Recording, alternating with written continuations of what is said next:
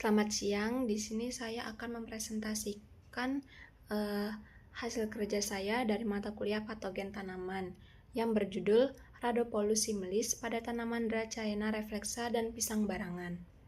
Sebelumnya, perkenalkan, nama saya Elizabeth Vianda Christianingrum dengan NIM akhir 145. Baik, pada latar belakang itu menjelaskan Rhodopolus similis merupakan nematoda endoparasit migratori yang menjadi faktor pembatas utama produksi tanaman hortikultura seperti pisang dan Dracaena reflexa di Indonesia maupun dunia. Nematoda ini berstatus sebagai organisme pengganggu tumbuhan karantina atau OPTK di berbagai negara dan temuannya pada komoditas ekspor yang sering menyebabkan Notification of Non-Compliance atau NNC yang mengakibatkan gagal ekspor dan kerugian ekonomi. Pengendalian Rhodopolus similis ini mengandalkan nematisida kimia yang berdampak negatif terhadap lingkungan dan kesehatan, serta membutuhkan biaya yang tinggi. Kemudian ada pun klasifikasi dari Rhodopolus similis, yaitu Kingdom Animalia, Phylum Nematoda, kelas Cernentea, Ordo Tilensida, famili Pratilenidae, genus Rhodopolus, dan spesies Rhodopolus similis. Morfologi tanaman Dracaena reflexa dan pisang barangan. Pada pisang barangan, Notomus spp dan Dracaena reflexa memiliki beberapa karakteristik morfologi yang berbeda, tapi sama-sama rentan terhadap serangan Rhodopolus similis. Pada pisang barangan, itu merupakan tanaman herba yang berukuran besar dengan batang semu atau pseudostem yang dapat mencapai tinggi 3-4 meter, memiliki daun besar memanjang dengan tulang daun yang menyirip, dan menghasilkan buah yang berkelompok dalam tandan.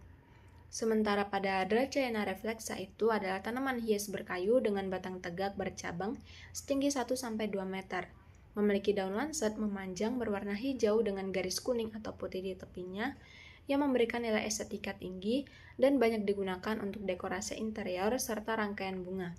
Meskipun berbeda secara morfologi, kedua tanaman ini memiliki kesamaan yang penting, yaitu sistem perakaran serabut. Yang menjadi target utama serangan nematoda Rhodopolus similis, sehingga kerusakan pada akar dapat menghambat pertumbuhan dan menurunkan nilai ekonomi kedua komoditas tersebut.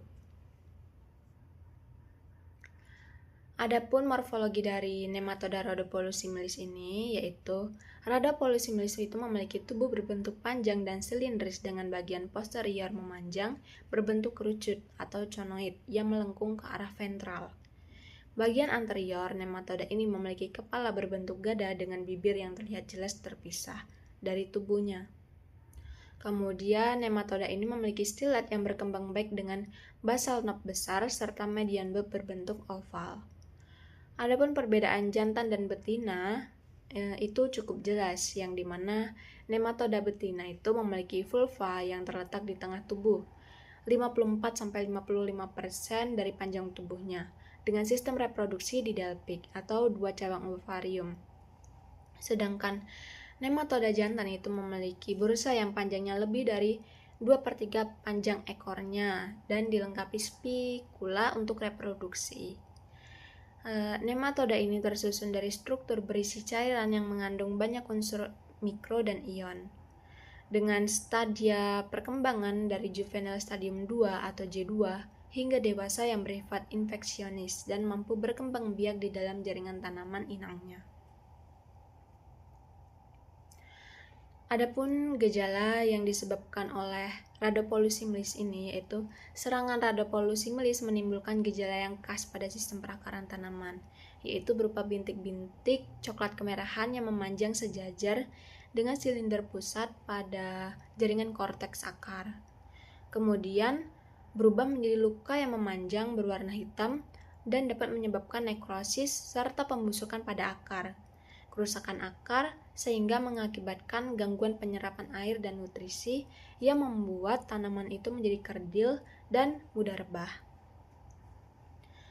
Luka-luka nekrotik pada akar juga menjadi jalan masuk bagi patogen tular tanah lainnya seperti Fusarium oxysporum F. sp. cubense yang membuat kerusakan tanaman semakin parah dan kompleks. ekologi dari Rhodopolus similis ini, yaitu Rhodopolus similis itu merupakan nematoda endoparasit migratori yang hidup di dalam jaringan akar dan aktif bergerak di dalam korteks akar untuk makan serta berkembang biak.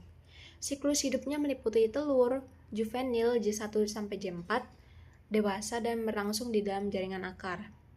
Telur diletakkan di jaringan korteks. Kemudian telur itu akan menetas menjadi juvenil yang langsung menyerang sel-sel akar dan menyebabkan nekrosis memanjang berwarna coklat hingga hitam. Nematoda juvenil dan dewasa berpindah dalam akar, merusak sel secara mekanis menggunakan stilet dan menghisap cairan yang ada di dalam sel. Itu mengakibatkan gangguan fisiologis umum pada tanaman yang diserangnya. Lalu populasi nematoda ini dipengaruhi oleh kelembaban medium, ketersediaan jaringan akar muda, dan kondisi tanah yang berpotensi memudahkan pergerakan dan penyebaran nematoda tersebut. Lalu proses patogenesis dari nematoda ini yaitu telur akan menetas menjadi juvenil stadium 1 atau J1, kemudian berkembang menjadi juvenil 2, juvenil 3, sampai juvenil 4 dalam waktu 8 sampai 10 hari pada suhu 24 sampai 30 derajat Celcius. Stadium juvenil 2 sampai juvenil 4 itu merupakan stadia infektif atau infective stage yang dimana berkembang menjadi dewasa, jantan dan betina dalam 10 sampai 13 hari pada suhu 24 sampai 32 derajat Celcius. Dan itu semua terjadi di dalam akar. Dalam proses infeksi nematoda tersebut akan menginfeksi akar dan bonggol. Biasanya itu terjadi di dekat ujung akar, kemudian nematoda akan menyerang jaringan korteks akar, lalu terbentuklah lesi berwarna merah muda pada jaringan yang terinfeksi. Pada sistem perakaran yang rusak itu tidak mampu menyerap lagi air dan unsur hara secara optimal, sehingga tanaman yang sudah diserang tadi mengalami defisiensi nutrisi dan stres air meskipun kondisi tanah itu masih mencukupi. Kemudian luka-luka nekrotik yang terbentuk akibat serangan nematoda Rhodopolus similis ini itu akan menciptakan kondisi yang sangat kondusif bagi masuknya patogen sekunder atau patogen yang ada di dalam tanah. Luka tersebut menjadi pintu masuk bagi invasi sekunder seperti cendawan, bakteri, nematoda, atau mikrobiofaria yang lainnya. Lalu pengendalian kimia itu menggunakan nematisida, yang dimana menggunakan nematisida berbahan aktif organofosfat dan karbamat seperti fluopiram atau velumprime yang mana dapat membunuh nematoda melalui mekanisme neurotoksik yang mengganggu sistem saraf pada nematoda tersebut. Tapi terdapat kekurangan, yaitu penurunan keanekaragaman hayati tanah, gangguan terhadap proses biologi tanah yang penting, serta dapat mencemari lingkungan. Dan pada pengendalian kimia ini itu membutuhkan biaya yang cukup besar untuk aplikasi yang berulang. Kemudian ada pengendalian fisik atau bisa menggunakan hot water treatment, yang dimana metode ini memanfaatkan suhu tinggi air untuk membunuh nematoda yang terdapat pada bibit atau medium tanam. Hot water treatment ini memiliki keunggulan karena ramah lingkungan dan tidak meninggalkan residu kimia yang berbahaya. Tapi hot water treatment masih terbatas, terutama untuk nematoda yang berada jauh di dalam tanah, di dalam jaringan tanaman. Lalu ada pengendalian fisik yang menggunakan direct electric system, yang dimana direct electric system itu merupakan teknologi inovatif yang memanfaatkan energi listrik untuk mengeliminasi nematoda parasit tanaman. Sistem ini menggunakan sumber tegangan DC atau arus arah yang menghasilkan gelombang energi dan dialirkan langsung ke dalam medium tanam melalui elektroda. Mekanisme direct electric system ini adalah dengan menyebabkan ion-ion dalam tubuh nematoda itu bergerak dengan sangat cepat akibat paparan medan listrik, sehingga pergerakan ion yang cepat ini mengakibatkan pecahnya membran sel dan terjadinya lisis atau pembengkakan dan pecahnya sel. Karena tubuh nematoda tersusun dari struktur berisi cairan dan mengandung banyak unsur serta ion, proses lisis ini terjadi dengan sangat cepat ketika terkena medan listrik. Lalu ada pengendalian biologis, yaitu menggunakan cendawan endofit. Cendawan endofit seperti Fusarium sp dan Trichoderma sp itu merupakan alternatif yang menjanjikan dan ramah lingkungan.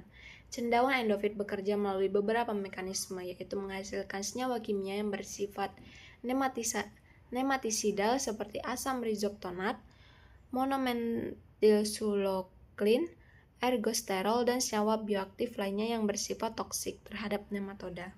Selain itu, cendawan endofit juga mampu menginduksi ketahanan sistemik tanaman dan mencegah penetrasi nematoda ke dalam jaringan akar.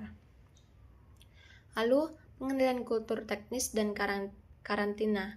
Yang pertama itu sanitasi yang baik melalui penggunaan medium tanam steril atau bebas nematoda menjadi kunci utama pencegahan infeksi awal.